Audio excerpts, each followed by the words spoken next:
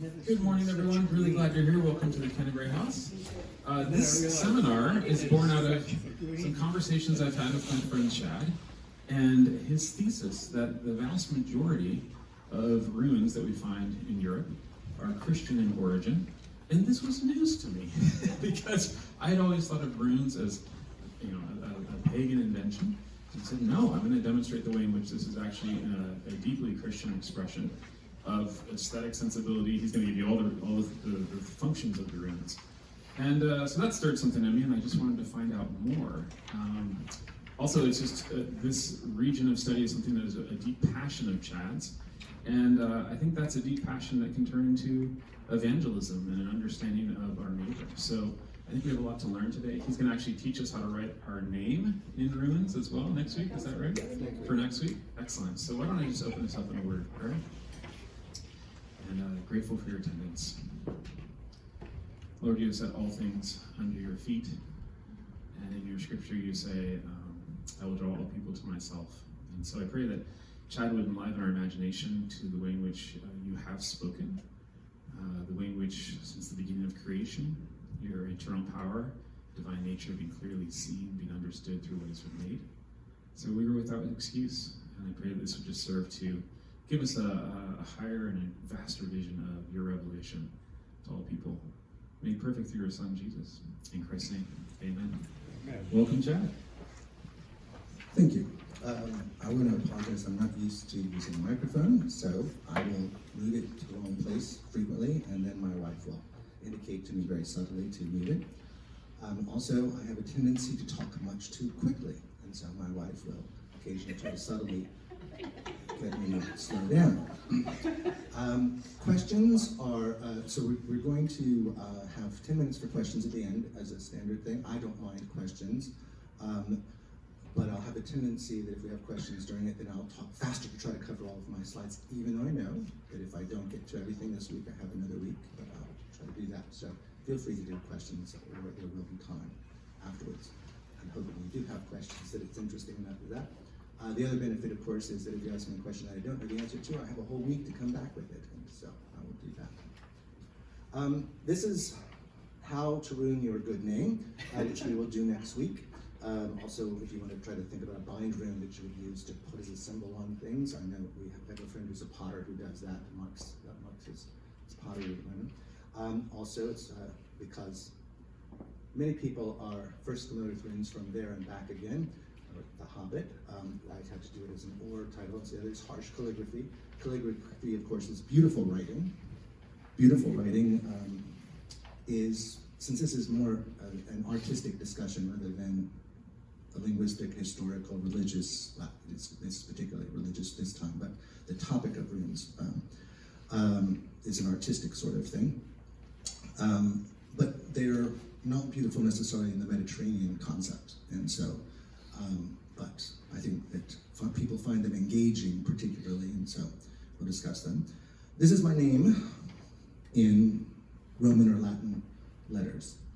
The next three below are my name in Anglo-Frisian runes, making different decisions about orthography.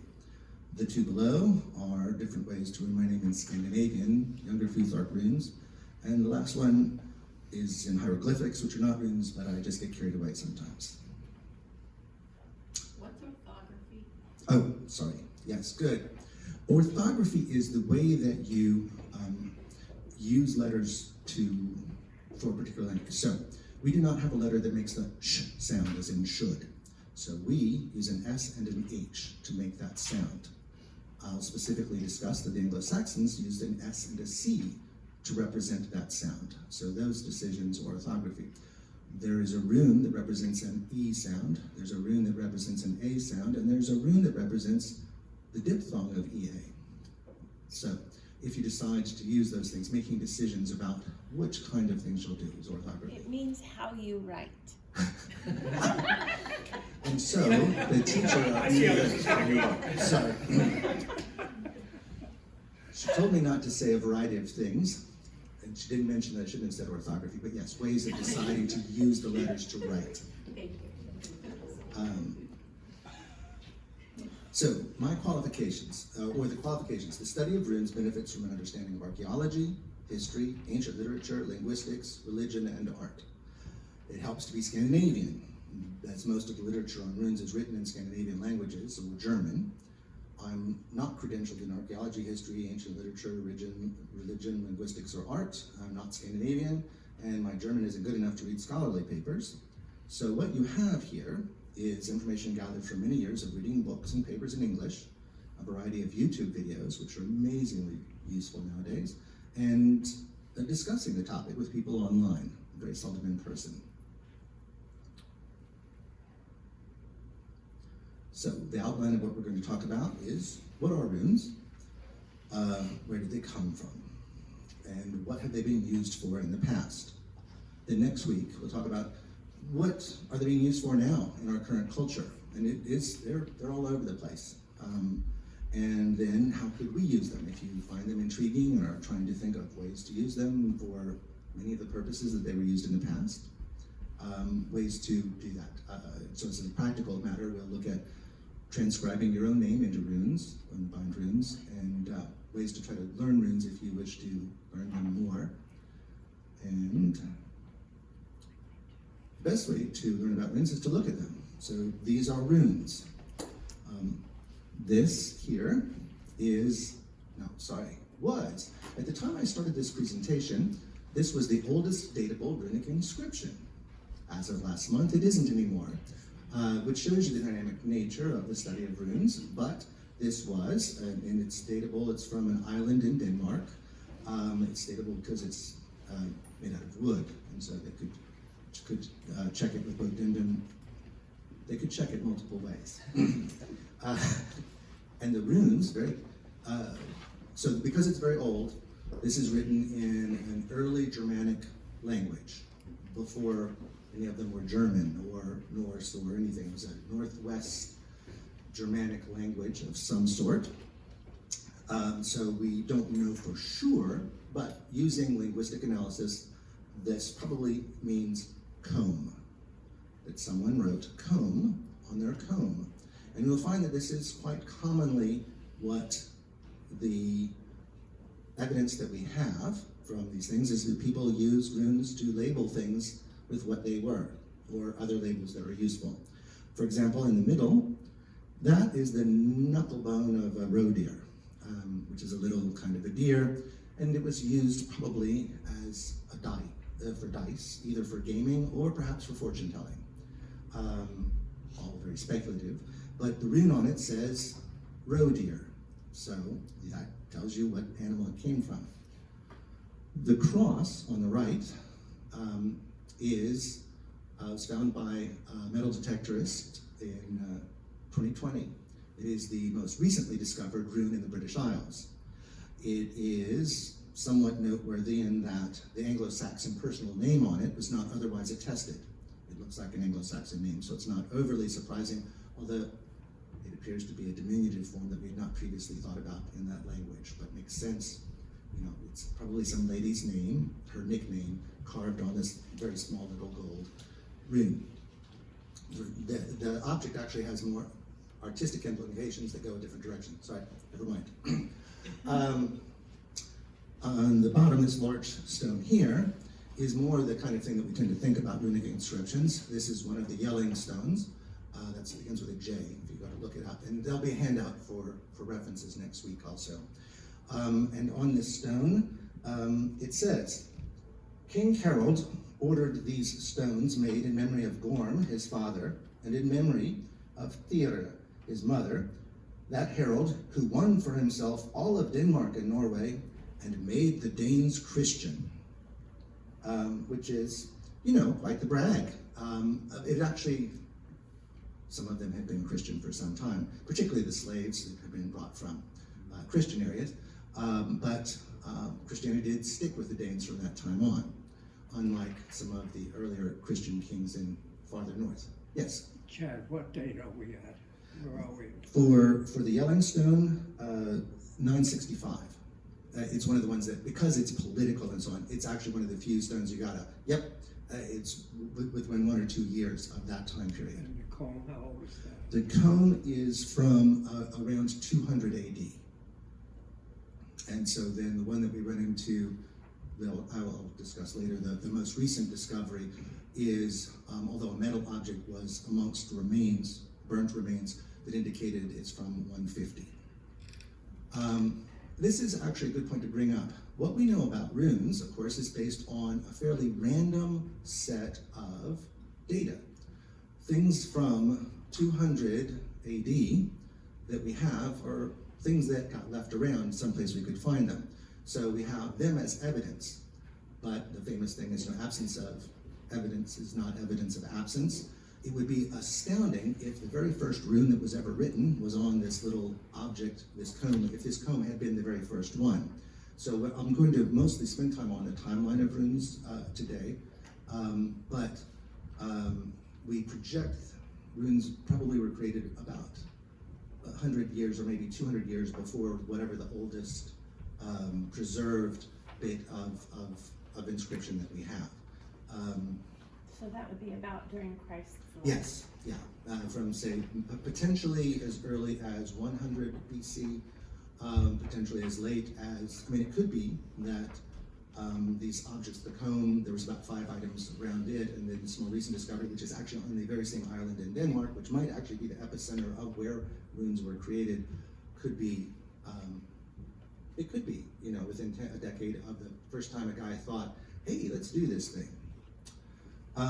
In the middle, since I'm partly here because of rings, people are very familiar with runes and rings from J.R.R. Tolkien, and he was potentially influenced by these rings.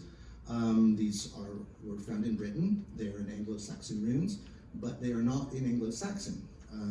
The inscriptions in them were thought to be nonsense, gobbledygook, until someone who spoke Gaelic, not modern Gaelic, but Old Irish, but then was like, that's very much like a little magical spell that they used to staunch blood in ancient Gaelic that we have this, the monks wrote down there.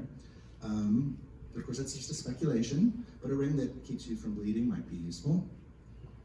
And then on the right, this is specific runestone 65, the Dulafor's runestone, one of the Italy runestones. They group runestones by topic, kind of. So ones that talk about people who left Scandinavia and died in Italy are called the Italy runestones. And when they talk about people who went to England and died in England are called the England runestones, which is really startling when you're looking at English runes and then you look at a thing that says England runes and they're actually in Sweden. The reason I put this one in there, of course, it has an obvious Christian cross in the middle. When I had mentioned that the majority of runic inscriptions are explicitly Christian, a big driver of that is, in fact, these runestones. These runestones, particularly in Sweden, popped up during the transition from paganism to Christianity. There's a variety of discussions about why that is, but if you've ever been to an evangelical Christian bookstore, you will see that people who are newly Christians just want to have a t-shirt and a hat and a doorknob and a car sticker that indicate that they are now Christian.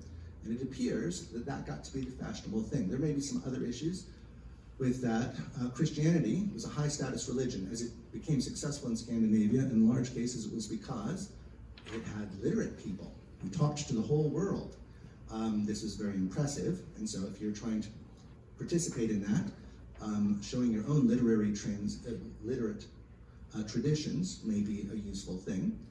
Additionally, prior to Christianity, people groups, families, and larger tribes would demarcate their area by burying their people along the borders of their places. And they had put up standing stones in some of those places, and some of those do have runes, the small number of pagan rune stones, or sometimes in those locations, and we speculate as to what those are for. But with Christianity, we started burying people in churchyards, on sanctified ground, so you couldn't do this anymore. So people started putting up runestones with overt crosses to go, yep, and sometimes would say, this is put up in memory of Bjorn, who's buried in the churchyard. And that would be what the statement would resonate, that would be. And so if you count there's about 6,000 runic inscriptions that we have. Many of them are not found in situ, so the actual dating can be challenging and so on. But a majority of them are explicitly or implicitly Christian, partly because of the explosion of Swedish stones. There's more, almost half of all of these standing stones are in Sweden, and 70% of the standing stones in Uppsala are explicitly, blatantly Christian, seemingly to be making a point of the change that had occurred. But a large number of the mobile, the smaller pieces that are hard to date also have Christian prayers, Christian saints, Christian names, and so on them. So that's a big indicator of their use. Okay, the other reason he really likes that stone is because it says Arthi Barthi on it. Yes, like the Swedish the inscription has the Old Norse words Arthi Barthi. Yeah, it would be that because it's the emphasis on the first syllable.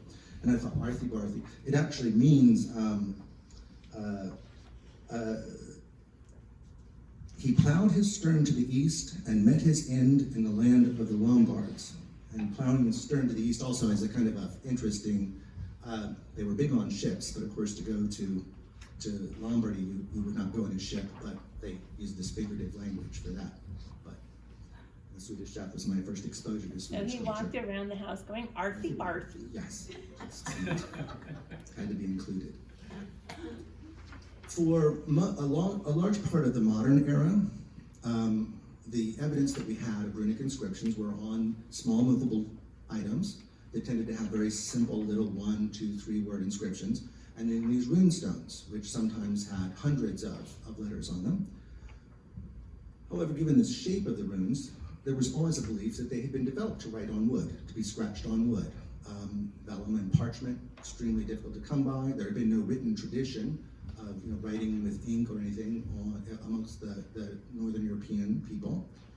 But wood doesn't last very well, so there were very, very few representations until in the 1950s, a big section of the town of Bergen in Norway burned down. And when they went to reconstruct the city, in the water-saturated mud below, they found 670 of these pieces of wood. Now these are from the medieval period, post-Viking period, but runes continued to be used. Well, up until that point, there had been great arguments amongst scholars. Were the runes really used by people once Latin had showed up, literacy with pen and ink on paper had showed up?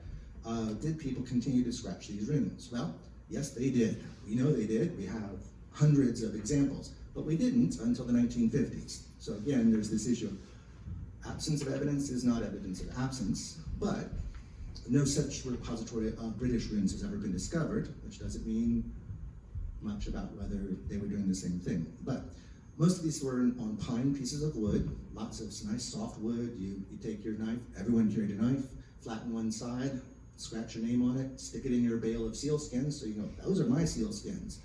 Scratch it on a barrel saying herring, so you know, oh, that's not cod, that's herring. For all of those kind of vernacular uses, they have these, and they say things like, Githa says, come home now. Literally, that's one of them. And then there's actually a kind of response. The fellow was obviously in his cups, and I won't tell you what he wrote back. But you can see the little spikes on them, on some of these, are made so that you can take this piece and stick it into something else to label it. So the labeling pretty much is most common. Another use, here at the top, in nice marble, is some greedy scratched into the Hagia Sophia Cathedral in modern Turkey. That has been a cathedral and a mosque and a museum, and I think it's a mosque again. When this was the Eastern Roman Empire's capital, they used to hire Scandinavians as the Varangian Guard, a later Praetorian Guard. And a guy named Halfdan was sitting there sometime and decided to take out his knife and scratch his name, sort of like Kilroy was here. There's an enormous number of such graffiti when we talk about the number of these things. And many of them will include, this Kilroy was here, Bjorn, Alfred was here, pray for me. So they will be actually, in fact, Christian, indicating that sort of thing. And in fact, there is, in Rome, in the catacombs, Anglo-Saxon runic graffiti. Actually, in southern Italy, there's Anglo-Saxon runic graffiti.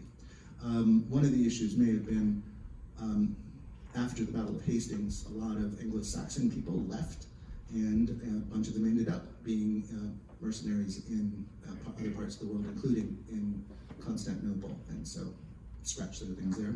Below that, this is another bit. It doesn't show as well here. It says, Tolfink wrote these runes on this stone, and that's on the wall of the cathedral in Carlisle in Cumbria. And this one is included because of the important historical fact that I've seen it myself. So it had to be included. But the range of these, they're not only scratchings on things. Later, the first writing down of the Law Code of Denmark was done on this, which is in fact written on pen and ink in different colors.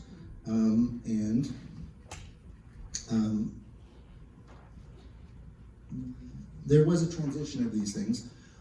It appears, by the time this was written, why the law code was written in Danish, in runes, when the majority of literate people would have been reading the vernacular and Roman letters, is probably a nationalist association, to say, look, we are not primitive northern barbarians, we can write stuff in our own alphabet, here it is. Probably that's the reason for this, because it does bring up the implication.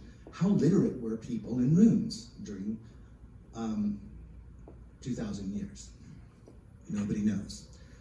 You can find lots and lots of scholarly articles discussing this, because what is the purpose of putting up a big rune stone with a big long message on your, at the crossroads in front of your farm if no one can read it?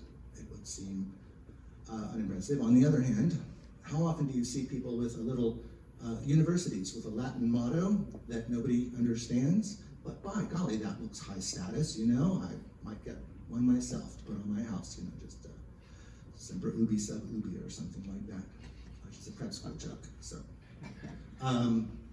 it means to always wear underwear. Yes, it does. But as a pun, not really literally. So they have disputes as to whether people were widely literate in this. By the Middle Ages, there were clearly populations who were quite literate in writing little vernacular statements in totally non-standard spelling. There is no evidence anywhere of a runic school where where people were taught, here's how to write in runes. So then you wonder, well, how does it stay standardized? How does it, well, it didn't stay standardized, so we'll see that. But to the degree that there is standardization, it appears that it was Christians who caused there to be standardization in runes, and we'll get to that soon. So runes are symbols, simple linear shapes representing sounds and occasionally entire words. They're arranged in alphabets that are also referred to as rune rows, which have specific names, frequently based on the transcription of the first 6 letters. So whereas we say, I know my ABCs, you would say, I know my Futhark, because that's the first letters. If you were an Anglo-Saxon, you would know your Futhork, and if you were Middle Ages Scandinavian, you would know your Futhork with a change of the C to a K, and then they have additional modifiers, Elder Futhark, Anglo-Frisian Futhork, Staveless Younger Futhark, and so on. The rune lines are frequently separated into segments called ats. The AE is a ligature, not a bind rune. So What is a bind rune? we'll talk about that later. Because I said that I would tell people about bind runes. Bind runes are two or more runes stuck together for some purpose. Frequently more artistic or as a shorthand rather than as these kind of ligatures for a particular sound. The Rood rune has been popularly thought to stem from a Proto-Germanic form reconstructed as Rune. I use the word pointed out, reconstructed. If you decide you want to study runes, you will see this little asterisk. You'll see this little asterisk in front of things, like it is in Rune there. And this means that this is not a word that is attested in an actual inscription. Now, you can't look this up someplace. But by looking at understood laws of language development that Mr. Grimm and so on have developed over time, probably there was a word that looked like this. But that's what the asterisk means. And in a lot of cases, you'll see when we talk about the rune names of the older runes, they all have asterisks in front of them because we don't have a thing that we can depend on that says these were their actual names. They're reconstructed. Which doesn't mean they're wrong, it just means they're that. Some people are really, so Rune may have been translated as a secret or a mystery, or a secret conversation, or a whisper, or they just maybe been just for these little shape things. Some people have found are fond of the whisper etymology because a sound, something that represents a sound that doesn't make a sound, if you're pre-literate, that's kind of magical and cool. So it's like a whisper. Is that, you mean this? It means you know, it's a thought. But currently, the etymology with the most scholarly support is a root that actually indicates dig or to make a furrow, because that's how you make runes. You know, you carve them into stuff. So, you know, although on the rune stones, just as a rest, they were frequently painted. They would carve the runes and then they would paint on them, and so and paint them red and quite colorfully in some cases. What the definitional thing points out is that almost everything I tell you about runes is similarly contested, or else is speculative, or incomplete, or more complicated than we can examine in our limited time here. So that's part of what makes runes fun. So the runes had names, and this is one of the hazards of runes, is they had names. In addition to having a shape and a sound or sounds, most or all runes had names, just like Greek letters have names and Hebrew letters have names. We know some of the names because we have poems about the English runes and the Scandinavian runes that list names.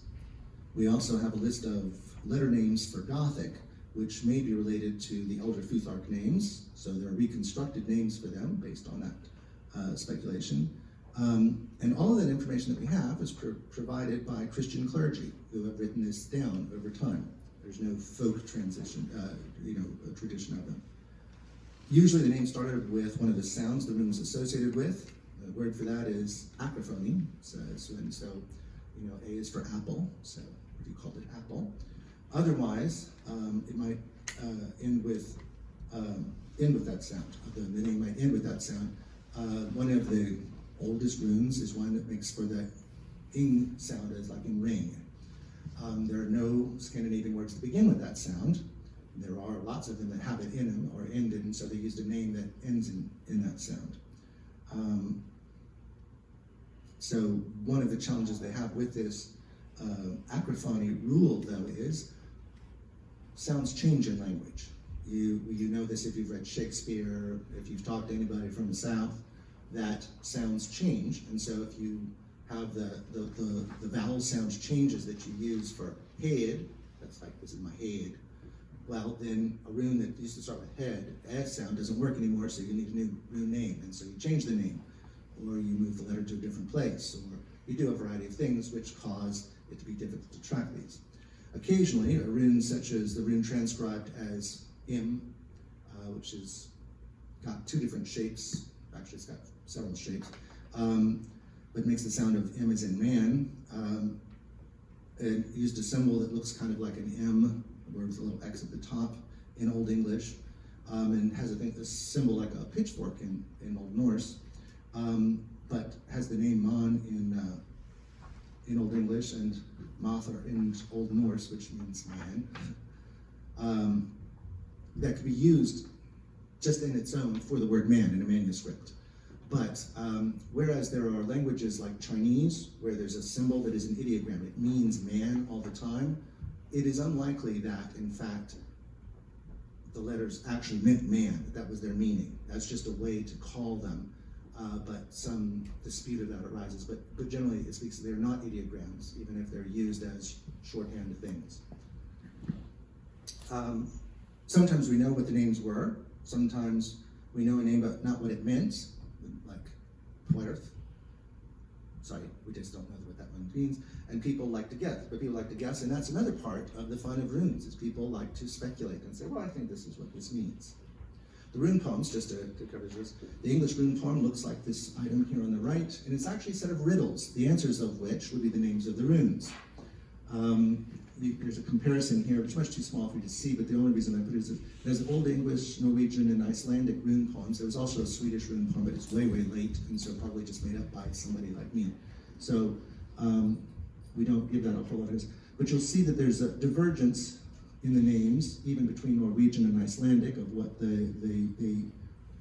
sometimes the name is the same, but what they translated out is different in the manuscripts that we have in the poems. So even in centuries ago, there was disputes as to whether these names meant a particular thing or another. Why this is significant, just for future, is that If you go to a bookstore to buy books about runes, they will tell you just what the names mean and what they mystically mean, and that's the true reason for the rune is to have this particular mystical meaning. And so I just wanted to emphasize that, in fact, the available information indicates that that is a modern idea, not one of any great age. We have the Gothic letter names. Gothic is a Germanic language. It is one of the first ones to run into the Mediterranean world, become historically attested, and actually the scriptures translated into that language. Alcuin, who is a very significant scholar, worked for Charlemagne, and who was also one of the perfecters of Carolingian minuscule, which is a particular way of writing Latin letters. Recorded these, because he knew a lot about writing, recorded this. But what I thought was an interesting comment on this is he's recorded historically. He's clearly a historical person. There's no doubt about him, and he was a famous, well-appointed individual. And he's known as Alcuin, also Aelwine, Alwyn, and Alcian. And so if you can't keep the name of a famous clerical guy straight, the idea that the meaning of the runes names are significant in any particular way is, I think, called further into doubt. Oh. This is an example of how the runes, though, were used as a word in a particular poem called the Havamal, on the right-hand side where it says Alsnaller and then has the Mon rune. So that means an unwise man. And I think they might have been talking about me. But at any rate, the man was used in that way. And so some people will say, this is what, in its mystical meaning of man, and if you want to do a magic spell, you use this little symbol and you can do things like that. And it's really more just a shorthand thing, probably. When we're discussing runes, particular individual runes, they can be written about by using their shapes, particularly now that we have modern fonts. So you can get fonts that will represent all these shapes. I just could type those. When I was in high school, you couldn't. So you transliterated these things. They came up with standard Roman letters that you would put in bold, or you'd space out and do those. And so Futhark, that's the same characters and the shapes represented in what's called transliteration. A lot of times you would also indicate them by, well, this is the first rune, or the last rune, or the third rune of the second section, the at. Or by their phonetic representation, A is in man, or A, or different kinds of representations. Or these names, whether it's with an asterisk in front of it, reconstructed name, or Theo for Old English, or Fe for Scandinavian languages, or by the purported meaning of those words, like wealth or person. When we talk about them, we can do the same thing. So you can say, well, this is the one that looks like an F, or the F rune, or the first rune, or the phoneme, or Theo, or wealth or cattle rune. Hence the confusion when you're trying to talk about these, and what you will see me if I refer to a particular one, and I will go for a moment and say, and then I have to think, what am I going to call this when I'm talking to you? Because the first thing that comes to my mind won't necessarily be very meaningful. But the same rune shape might be in a different place, in a different rune line, might represent different sounds, may have an altered shape, may have a different transliteration, and might have an unknown or disputed name or name meaning. And so clarity is going to suffer. You're going to have a hard time with that, and that's, again, part of why runes are fun, because they're confusing. I wanted to point out this confusion. This is the Frank's casket. It's called Frank's casket because some people named Franks donated it, so that's not much easier. It's one of the great artworks in Rune that include runes. It has a riddle. Anglo-Saxons and Scandinavians were both really big on riddles. They liked to read riddles as an art form was a big thing. And so it has a riddle written around, starting over here, and it goes around, and the answer to the riddle is over here. It has a picture here from Norse mythology. This are the three magi visiting Mary and Jesus, and you know they're the magi because they actually wrote magi up above here. However, this G rune, the one that looks like an X, this X-shaped rune that represents a G sometimes, well, it always represents a G. Because this is written in Old English, and Old English has, G makes different sounds in different places. Before a front vowel, it makes a Y sound. That's why we have Yuletide, which actually starts with a G letter originally. but this is also alliterative. So this X here makes a Y sound, and this X makes a G sound, which is not natural to us. And this is where this thing of, if you want to go write your own name in a character, you have to think about things like that. But also, because in a scholarly work, this will be transliterated as G, because they couldn't previously type an X shape, in printing. This confuses you. Well, it confuses me when I was 15 years old and no one explained it to me at any rate, so that's why I'm sharing this with you.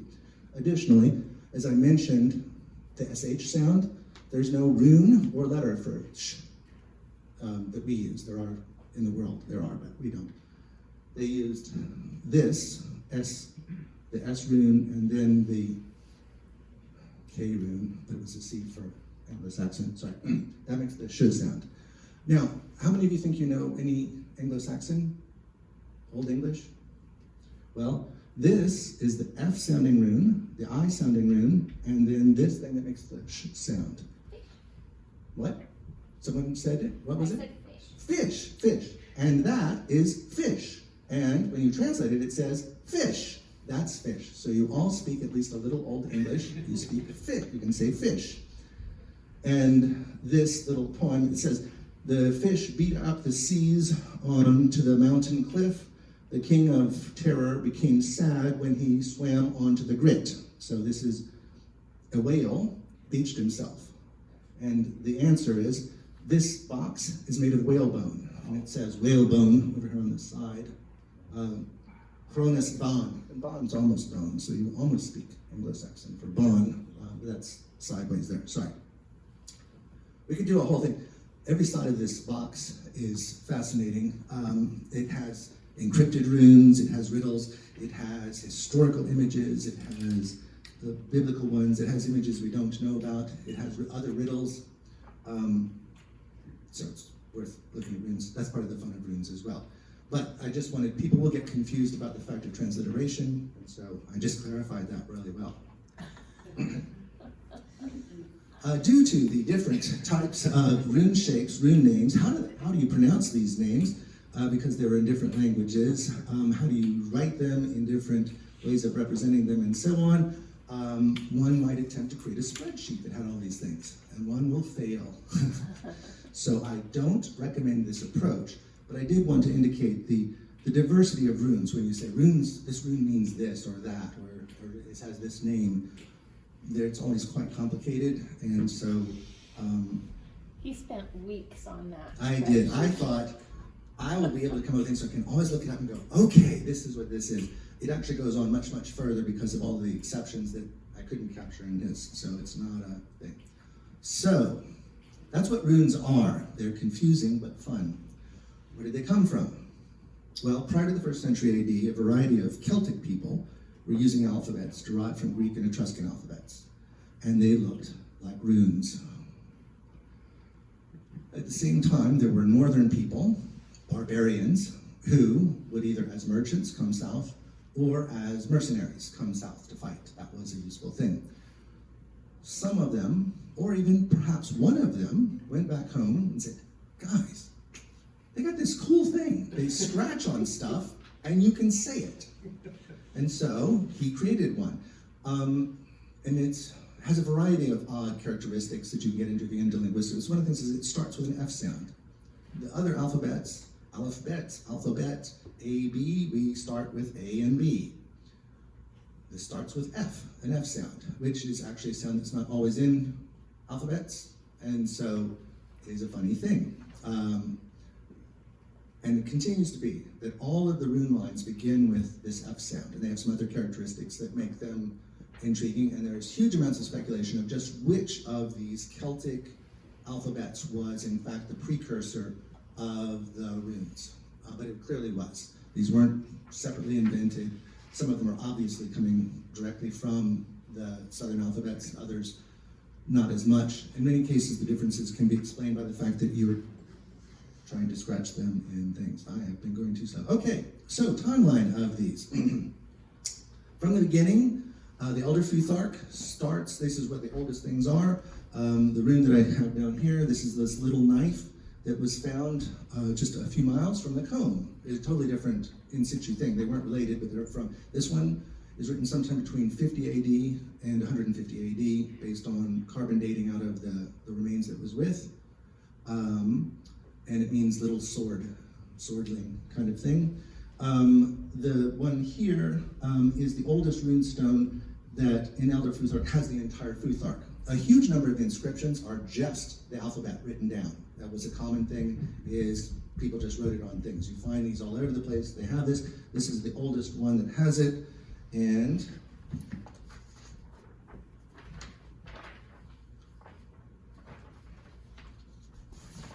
I've got my slides out.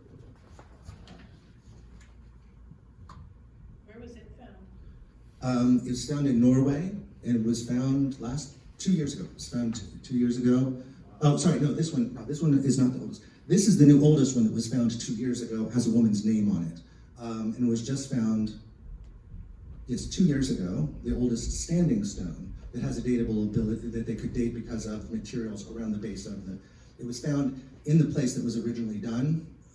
A large number of the rune stones are found built into church walls or moved to other places, so they're not datable at all. You can't tell. Once a stone is carved, there's not a good scientific way to do that. So you need some kind of organic material. This one here, which was just discovered, is the oldest standing stone found in Norway. And there's not that many standing stones in Norway. They hugely are in Sweden, and then more in Denmark. This is the oldest one that has that, and it is from 400. Yep. About 400 AD. This was about 400 AD. This one is earlier. 1 to 250. All right.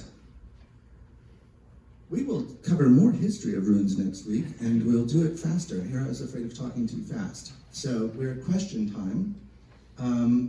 Before I do questions, I'm just going to quickly do this. This is the Elder Futhark. Goes from this time period, the beginning of them, to around 800. There's a little flag at the top here. This indicates the Romans left Britain and the Saxons came in. When the Saxons came in, they brought their runes with them. They're called the Anglo-Frisian runes because they're found in Frisia as well. Frisian is the closest relative to English that exists, because they're probably all Angles anyway, Angles who settled there.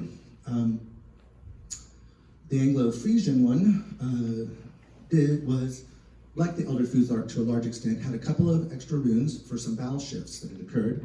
And then around the year 7, in the 7th century into the 8th century, Christianity came to the Anglo-Saxons, and someone started making the Britons spell things the same way. Almost assuredly monks. Almost assuredly, and this is a really good book that you can get through Interlibrary alone, or if you have access to the UW library, it's there, and does a very good job of arguing that the standardization of the orthography of the runes after the point of Christianity was done by Northumbrian monks who were teaching people how to write Latin on vellum for serious stuff like history and the scriptures, but for vernacular things, the people, they encouraged, probably either a bunch of Northumbrian Anglo-Saxons said, "Hey guys, we gotta spell things the same, this is just ridiculous." Or some monks said, "Hey guys, look, we write Latin words all in the same way, we can do this with these runes." And so there's a very good argument that that's the case, and one of the reasons why then, that's the dream of the Rune here, the dream of the Rood here carved on the cross, which is included not because most of you have heard about it, because I've seen this myself and dragged my daughter and her husband and my grandson to see it too. But probably it's the same clerical influence there, that they were supported by the fact that the people had a vernacular language and a vernacular way of writing. But this is speculation, because we don't have a bunch of little bits of wood left over from Britain to prove that this is the case. But I have hopes. If they burn down one of those northern cities, maybe they'll find something. They're northern English cities. My ancestors are Scottish, so burning British cities is not something we worry about too much. Then in 800, the Vikings show up. And the Vikings, the Anglo-Frisian Futhark has a lot more runes. They added runes to cover new letters, new sounds. And for example, this confusion that previously existed about a G sound being different for a front vowel than a back vowel, and in other usages, so it could be g or y. They said, oh look, let's just create a new rune, and it'll always be the hard G sound. And so you can use the old one for that y sound, which is then, just to confuse people, in the phonetic alphabet is represented by a J, because you all know that J makes a y sound. But anyway, they did a bunch of those things to add those. They also seem to just add ones like this to be annoying, or we don't know why. There's no reason to have a sort of a diphthong have its own rune. It doesn't seem to have a purpose. And then, after that, the Scandinavians went exactly the opposite way. They dropped a bunch of runes. They turned it in, they sort of invaded Europe and invented shorthand. They decided, oh yeah, this rune here, which has always been there and was an oo sound, well, that'll be U, V, W, Y, O, and some Scandinavian version of O that I have no idea how to pronounce. And we'll just have voiced and unvoiced consonants, T and D, P and B, which are voiced and unvoiced, are the same thing. We'll just have one rune. From context, you can figure out whether it's banana or panana, so it's not, nobody gets confused. It did, of course, made it easier. The standing stones are mostly written in this. This is where the vast majority of the inscriptions are, and that are largely Christian, are in this Viking era set of runes. And they continued on into the medieval period in Scandinavia. Anglo-Saxon runes, the Anglo-Frisian ones, stopped pretty much when the Normans, who were really Vikings speaking French, came in and invaded and took over England. That made the Anglo-Frisian runes become something that was just a cleric's or a scholar's toy. Marginality and writing on the edges of manuscripts or glosses over things would be written in runes occasionally. They were used, they stopped being used seriously. But in Scandinavia, common people continued to use them, as proven by once Bergen burned down. And also in certain folk things like these this is a church calendar here, very Christian and written in runes right up until the 19th century, actually. And then stuff starts to go sideways. A couple more other items in 1200, the last of the pagans in Iceland, they vote to become Christian. Snorri Sturluson writes the Edda, so that we have some preservation of Scandinavian myths. In 1300, that's when the Danish law thing was written, so people are sort of going, hey, look, we're literate too. And then this tendency got more serious. A gentleman named Johann Boer, actually that's how English-speaking scholars write his name, was a statesman, a scholar. He came up with his own set of runes with esoteric meanings related to the Kabbalah, and started the whole, yes, these are mystical symbols that have a special magical meaning. So when you go into a New Age bookstore and you see all the runes books, or actually most of the rune books you ever look at in a bookstore, which are about the true meaning or telling your future with the runes or so on, this is the guy who got that started. They did not previously have that kind of connotation. He was also a strong nationalist, and that is a big part of this, is the runes had begun to be used as a nationalist statement, as a cultural assertion statement, and that tendency continued until it was somewhat saved by the Sildar elves of Doriath, who created the Cirith runes. Sorry, this is it. So people may be familiar with this. This is a reference to J.R.R. Tolkien, the Hobbit, which he used Anglo-Saxon runes almost directly. He came up with his own set of runes. But the ring here, that's Tengwar. It's completely different. Don't get confused. That's not runes. But this did bring them more contemporaneously. And for a quick other this, there were other uses. There are other rune lines that are historical. The Marcomannic one, Marcomannic, which was done by Carolingian scholars. They just wanted it to make sense, so they created an equivalent for all the alphabetic letters. Since at that time they didn't understand how the Elder Futhark worked, they just made stuff up. There are other styles of the runes that have happened in the Viking Age and into the modern era, where they were made even more shorthandish and ugly. The Dale-Carlian runes were the ethnic ones that continued in Sweden to make, for instance, that church calendar and so on. And then more nationalists started using these, and unfortunately that led up to the use by the Nazis eventually. and that is a serious use. These symbols were adopted by the Nazis. They've been adopted by neo-pagans subsequently, white supremacists, and so on. But the abuse of something does not prohibit its use, but it doesn't require any further explication of their uses. And in the 21st century, we have extensions of Unicode that cover the runes. And I'm going to stop now. To be continued next week. Do you have any questions? Wendy, I'm sorry, I have the mic. Oh, that's right, I can yell. Let me run the mic to you. We want everyone to hear your question. I can yell. I know. So, when I was in Ireland, they had the stones that had, I don't know how it's Ogam. pronounced. Ogam. Yeah. How old is that, and is that considered runes? No, it is a different thing. There's actually, on the Isle of Man, you have, and also in Orkney, you have runestones that have Ogam on the edges. So there's, it appears Ogam was a reaction by Irish people to the Romans going, hey, it's similar to what we speculate is how the runes were created. These very civilized people, with metal and cities and so on, they write stuff down on, and they would carve stuff. You'd see the Romans had these carved images. There's a whole other thing about how carved stone art was copied by the Northern Europeans. They've been standing stones up since forever, since the Neolithic, if not before Mesolithic, I suppose. But the carving on them, it is probable that was Irish people speaking Old Irish or earlier language, copying probably the Roman practice, but it's a separate invention of a thing. And they didn't copy, of course, the shapes of them at all. It's because it's done by slashes across the center line. In some ways, much more artistically adaptable than the runes are, just as first things we'll talk about next week for artistic application. So it's potentially prettier when you use them, but it is a separate one. You'll find it writes the inscriptions that are written in that are written in Latin or in Old Irish generally. Do you know the date of Ogam about? I've never looked at what the earliest ones are, but it would be similar. It might be earlier. It actually might be earlier. Was it like medieval or? No, it's much earlier. No. It's from when the Romans were. So say it's from maybe the 2nd century or something like that. 2nd or 3rd. No, so 2nd or 3rd century. Yeah. Is it based on each symbol is a letter? Yeah.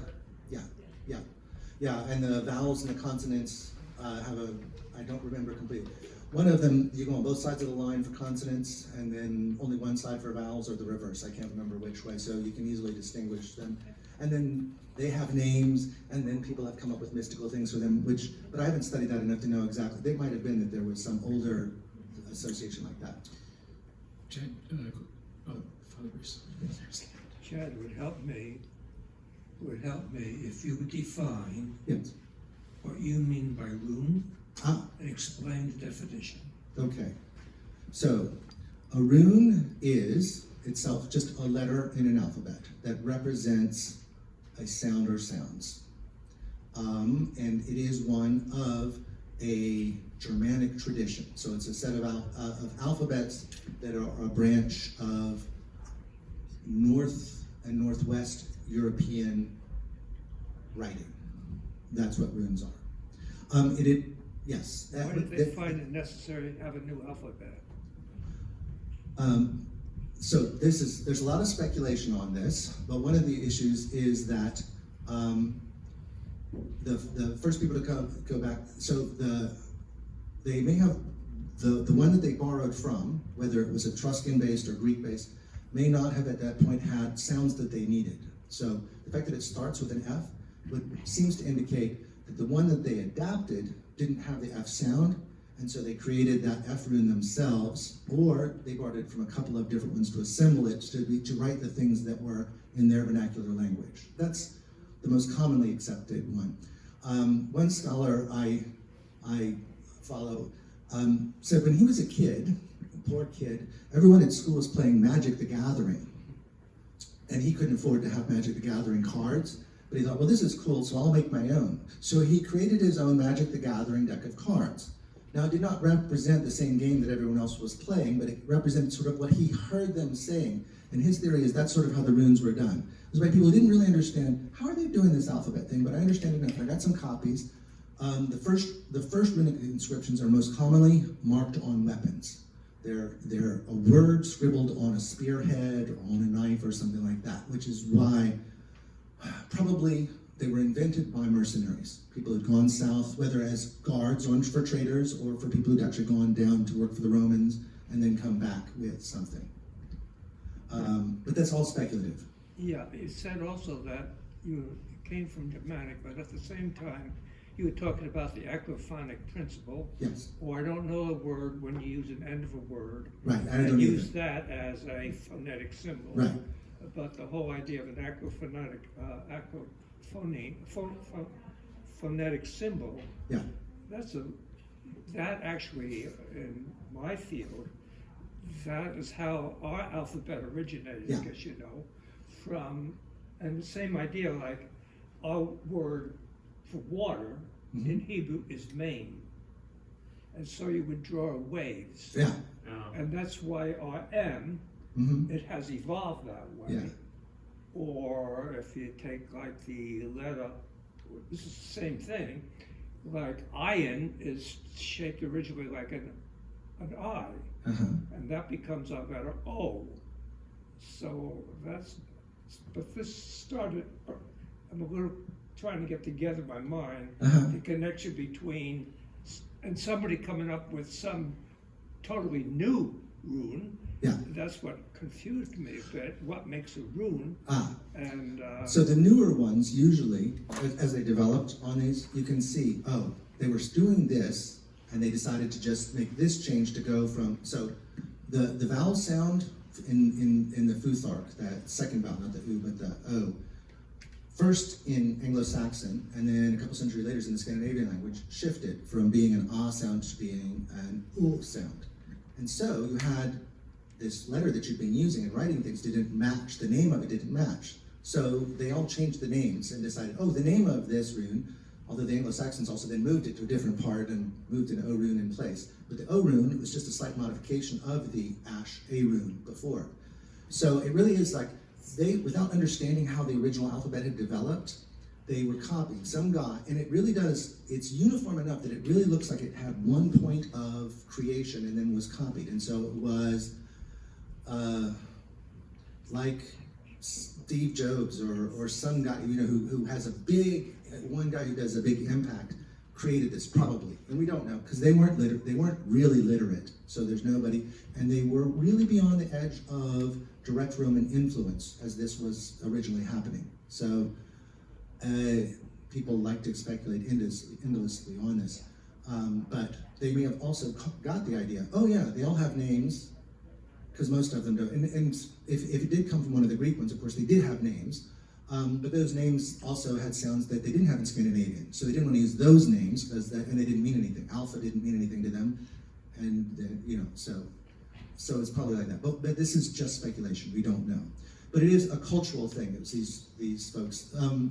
Even the East Germans, the Goths had some runes too. It's just very little because they trained, almost as soon as we know them historically, they were dealing in Latin. Chad, when we encounter a Christian rune, are we primarily seeing a confession of faith, a sort of fealty to the church, conveyance of a biblical story? Or all of it? There are some of all of those. There are people who write theses on the statistical analysis of those, of the ratio of the different things. And so in Uppsala, it really looks like affiliation things. Whereas in other cases, like why the Dream of the Rood was written in the vernacular, it's hard to, so that is either trying to reach out to people who are using those runes so that they felt drawn in culturally, or it was some pompous guy showing how clever he was. And we don't know which of those things are, but there's enough of these ones that do appear to be trying to bridge the cultural gap, where one of the later ones, an unusual one, there's it was, I actually had it on the front page.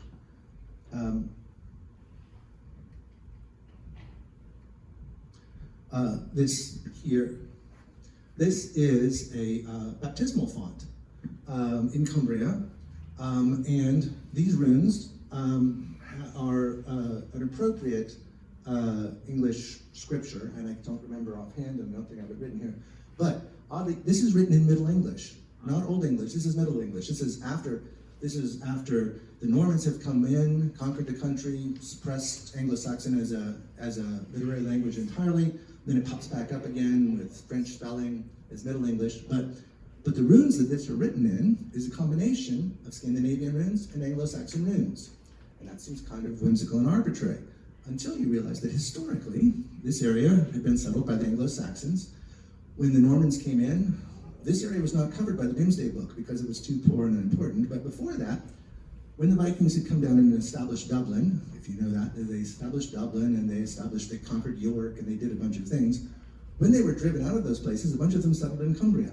So you have a long tradition of people whose ancestors were Bjorn and Odin, actually. There are a lot of Thorvalds and Thorfeelers and Theoges set there. It is, one can speculate, that the local folks were continuing on their barrels to carve their name. This is Bjorn's, this is Johann's, this is Ian's, because there's actually Gaelic-speaking people, because Cumbria was part of Scotland for a while too, so it was a very mixed ethnic group. This combines the traditions of two local vernacular ethnic groups into a thing. So instead of writing something in Latin for your high-class folks who the church was for, this was for, potentially, the alphabet that common people scribbled, sort of like saying, y'all come on your poster board in front of your church in the South. You say, y'all come. Not because that's very scriptural, exactly, but everyone's welcome, so you're saying that. And it's possible that that usage was, that is a scripture. I should have noted down what it says, but that they picked these strange letters. Either, again, was some cleric going, hey, look, I know a bunch of stuff and didn't know it very well, or someone who's intentionally trying to engage the people around them in the church in that kind of a way. And there are several examples of that. The Frank's casket itself, lots of Christian imagery, lots of pagan imagery, lots of historic European imagery. There's the one side of it has the return after the conquest of Jerusalem by the Romans, and they bring all these Jews back to Rome. It has an image of that historical event. It also has Romulus and Remus on one side. So, and some of the writing on the Frank's casket is in Latin letters, and some is in runes. So these combinations were a cross-cultural thing, and there's a lot of examples of those uses. That's great. It's my job to bring a close to our session, but we're going to meet next week. Chad, can you give us a quick vision of what to expect next week? Yes, I will in fact go into some more detail about that historic use of these things over time, the different things they were doing. But you've seen examples of them, but to summarize that, and then to discuss how runes are actually common in our society today. In games, you can get fingernail appliques of runes to put on your fingernails, which indicates that runes are, I don't want to say magical because of the big dispute of, no, they're not magical. Yes, they're magical, but they're engaging. People are interested in runes. Not everybody, that's kind of a thing, but it is in the culture. It is used by non-Christian people in various ways. There is a little bit, this little piece, this is a current piece of artwork, actually. It's on the cover of a... You're teaching next week's Sorry, lesson. an example. Next week we'll talk about how runes are actually a living part of the culture, and then how we could actually become more familiar with, if you do like these as a matter of interest, to deal with the complexity of them, to use them in ways that are more accessible than trying to learn that whole spreadsheet. And an opportunity. And an opportunity to write your own name in runes. We'll discuss the issues about how to do that, and or to create a bind rune to represent yourself, or a concept that you like, because they are used for concepts. Thank you, sir. Why don't I close with a quick word of prayer? Heavenly Father, I thank you for your servant Chad. I thank you for his attentiveness to language and symbology, and I pray that it would enliven all of us to use language in a way that conveys your truth and your goodness and your love and your revelation. Bring us safely back next week. Thank you that we can worship together now in your presence in Christ's name. Amen. Yeah. Thanks.